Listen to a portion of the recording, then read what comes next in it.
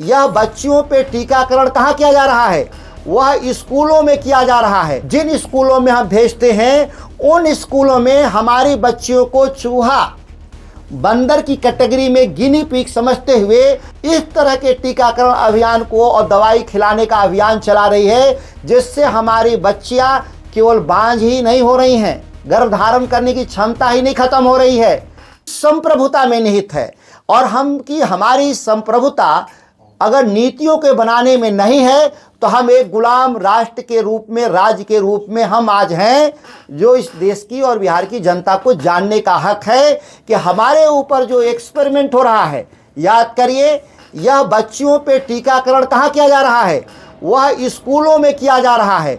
हम गार्जियन के तौर पे अपनी बच्चियों को, भविष्य को सुरक्षित रखने के लिए जिन स्कूलों में हम भेजते हैं उन स्कूलों में हमारी बच्चियों को चूहा, बंदर की कैटेगरी में गिनी पिग समझते हुए लगातार सरकार परोपकार के नाम पर इस तरह के टीकाकरण अभियान को और दवाई खिलाने का अभियान चला रही है, जिससे हमारी बच्चियां केवल बांझ ही नहीं हो रही हैं, गर्भ धारण करने की क्षमता ही नहीं खत्म हो रही है, बल्कि आंध्र प्रदेश और गुजरात में इसी टीका से सैकड़ों बच्चियों की मौत की खबरें आई, जिस पर पार्लियामेंट की स्टैंडिंग कमेटी ने जांच किया और जांच में स्वतंत्र जांच की आदेश देने के बाद भी देश में बैठी हुई सरकार के लोगों ने स्वतंत्र जांच की जगह अपराधियों से ही जांच कराने का काम किया। अपराधी कौन थे? एम्स, डीसीएमआर और आईसीएमआर, डीसीजीआई, यह तीनों के संरक्षण में इस टीका को बाजार में प्रशिक्षण के लिए, उसको कह सकते हैं कि ट्रायल के लिए उसको जारी किया गया था। तो जो लोग गुनाहगार थे वो जांच कैसे करेंगे? कॉन्फ्लिक्ट ऑफ इंटरेस्ट का मसला था। समिति दोबारा बुलाती है कि आप कैसे जांच कर रहे हैं, स्वतंत्र जांच होना चाहिए, लेकिन उनका सरकारों पे इतना बड़ा प्रभाव था कि वो आज तक उसमें जांच नहीं हुआ और लिपापोती करने का काम किया। तमाम 2013 की रिपोर्ट के बाद 2014 में बिहार सरकार एमयू साइन करती है गेट्स पे दोबारा। कैंसर वैक्सीन कह रहे हैं, जो हमारा कोविड वैक्सीन, जो कोविड का कालखंड हुआ, इस कोविड को लेकर के भी 2015 में ही गेट्स ने कहा कि दुनिया में एक महामारी आने वाली है। वो महामारी 20 में कैसे आई? कोविड के रूप में। उसकी पूरी वैक्सीन 2015 से ही शुरुआत हो चुकी थी। ये हमारे साक्ष्य हैं उसके, वो आज तक भी पब्लिक डोमेन में उसका इंटरव्यू है। जो अमेरिकी जो कॉमर्स चेंबर का जो वाइस प्रेसिडेंट है सुजैन, उसके साथ इंटरव्यू में उसने बताया, लोगों ने कहा, F-18 फाइलों में जिक्र है कि कोविड का तो पहले ही से तय था कि दुनिया में आएगा, उसको लॉन्च किया जाएगा और दुनिया को गिनी पिग बना दिया जाएगा और इनके वैक्सीन गेट्स के फार्मास्यूटिकल कंपनियों में, दर्जनों फार्मास्यूटिकल कंपनियों में गेट्स ने लाभ के लिए पैसा का इन्वेस्टमेंट किया और वो कोविड के वैक्सीनेशन से अरबों डॉलर कमाने का काम गेट्स किया, जिसमें बिहार और इससे आज भी मौतें हो रही हैं। चिंताजनक बात है, दुनिया से खबरें आ रही हैं।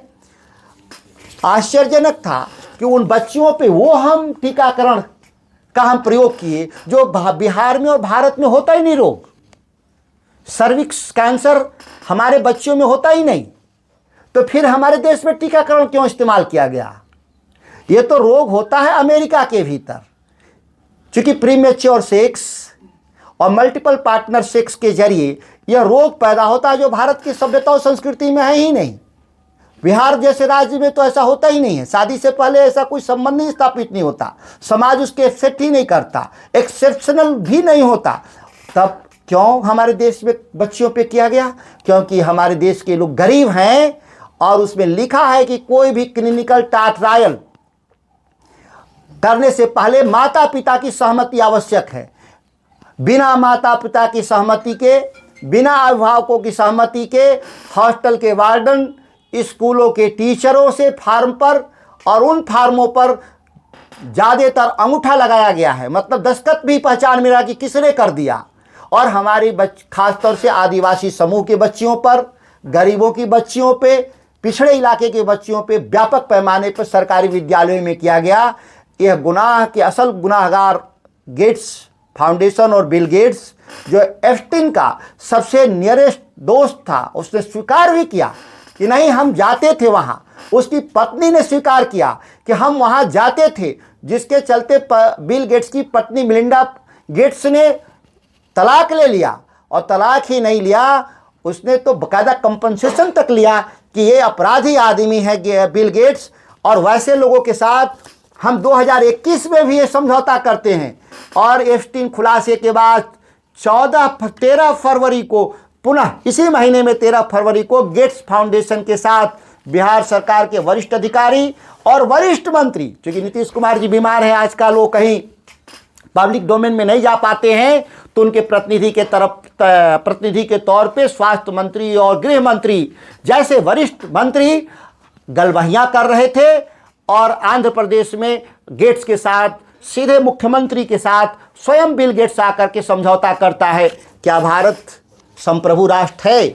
अगर आप देखें तो तमाम जो साक्ष्य और आरोप के आधार पर वह आज भारत संप्रभु राज्य नहीं है, बल्कि अमेरिका के वो लोग जो वहाँ के जो क्रॉनिक कैपिटल के जो सबसे ताकतवर लोग हैं, भारत उनके कब्जे में जा चुका है। मेरी मान्यता ही नहीं, मेरी ये पुख्ता राय है कि इसकी विस्तृत जांच भारत सरकार कराए और दोषियों को चिन्हित करके कार्रवाई करे, नहीं तो भारत उसी तरह से गुलामी के कगार पे जा चुका है जिस तरह से ईस्ट इंडिया कंपनी भारत में आई थी व्यापार के नाम पर, और उसने 100 साल के बाद गुलाम बना लिया था। यहाँ पर एक कंपनियाँ ये चैरिटी के नाम पर भारत को जल्दी ही गुलाम बनाने में कामयाब होंगे, क्योंकि उनके पास सभी हमारे साक्ष्य आंकड़े उनके कब्जे में है। क्योंकि डिजिटल प्लेटफॉर्म पे सारे क्लाउड जो और डेटा सेंटर हैं वह अमेरिका में हैं, और ये सारे साक्ष्य अमेरिका ले जाए जा चुके हैं, जिसकी स्वतंत्र रूप से जांच होनी चाहिए और जांच करके ऐसे लोगों पे कार्रवाई भी करनी चाहिए। और गेट्स फाउंडेशन, पाथ जैसी संस्थाओं को देश से बाहर निकालना चाहिए। इसको मैं सदन से लेकर सड़क तक हम इस लड़ाई को लड़ेंगे। ज़रूरत पड़ेगा तो न्यायपालिका का भी हम रास्ता अख्तियार करेंगे। ये पहला फेज है दस्तावेज, मैं जल्दी ही दूसरा फेज भी हम इनके खिलाफ सबूत लेकर आएंगे।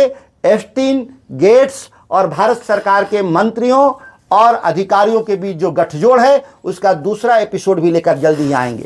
तो पहले मैंने पत्र भेजा जिसका जवाब नहीं आया, इसके चलते मुझे विस्तार से आज 14 पेज का साक्ष्य सहित दस्तावेज हम देने को बाध्य है, आप ले लीजिएगा। हम जिन जिन आरोपों की चर्चा किए हैं उसके सभी हम लिंक्स डाल दिए हैं। आप चाहें तो पार्लियामेंट की स्टैंडिंग कमेटी के 42 पेज की रिपोर्ट को पढ़ लें, सी हॉफमैन का डॉक्यूमेंट्स देख लें, लिंक्डइन का जो इंटरव्यू है वो देख लें, या अमेरिका, यूरोप, जापान, मैंने जितना भी आरोप लगाया है वो सभी के साक्ष्य इसमें इंक्लूड हैं। बाई चांस चूँकि मैंने मेहनत बहुत किया है तैयार करने में, एक आध शब्द इसमें गलती हुआ होगा तो उसको हम दोबारा सुधार करके भी भेजेंगे, और जो साक्ष्य है अगर छूट गया होगा तो उसका दोबारा हम साक्ष्य देने के लिए तैयार हैं, उपलब्ध है। जब भी चाहें इसका साक्ष्य मेरे से ले सकते हैं। सर, क्या इस साक्ष्य में सरकारी दस्तावेज भी शामिल हैं? निश्चित तौर पर पार्लियामेंट की स्टैंडिंग कमेटी का रिपोर्ट भारत सरकार में भारत के भीतर वो बाइबिल, रामायण और गीता से कम नहीं माना जाता।